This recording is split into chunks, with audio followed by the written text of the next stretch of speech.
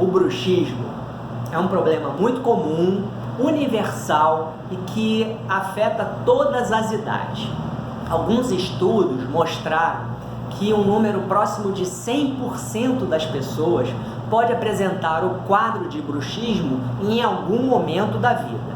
Então, se você não teve bruxismo, não tem, saiba que existe uma grande chance de apresentar esse quadro em algum momento. Tá?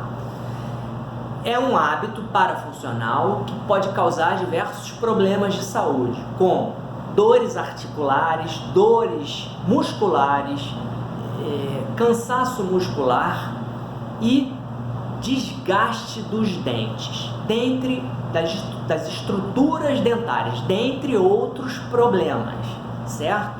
Quais são as causas do bruxismo?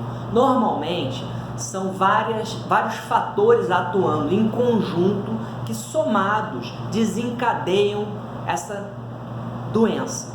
Bom, dentre eles a gente tem o fator emocional, uma tensão, um pico de tensão emocional, estresse, esgotamento, fadiga, associado a problemas oclusais ou até a problemas sistêmicos, como rinite alérgica, uso de medicamentos, o abuso de álcool, fatores que dois ou três fatores associados podem desencadear o processo do bruxismo. E ele se manifesta de três formas distintas.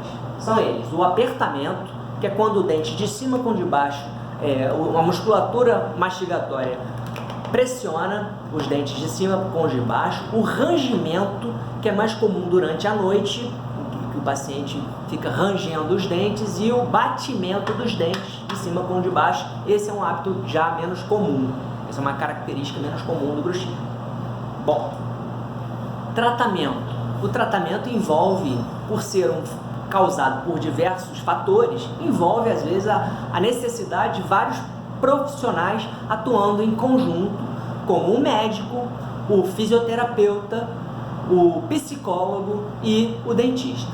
Nós, dentistas, podemos ajudar da seguinte forma: restaurando as estruturas dentárias perdidas por causa do hábito, eliminando problemas oclusais que desencadeiam o bruxismo e confeccionando placas com material apropriado, uma plaquinha para o paciente usar, protegendo, que vai proteger os dentes, as articulações e evitar que o paciente faça esse hábito, certo?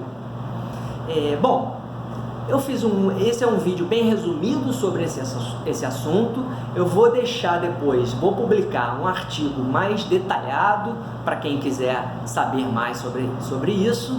E se você tiver alguma dúvida, pode mandar, eu terei prazer em responder. E compartilhe se você curtiu esse vídeo. Curta, compartilhe, vamos espalhar informação para ajudar mais pessoas, né? Porque o conhecimento liberta, ok? Muito obrigado e até logo!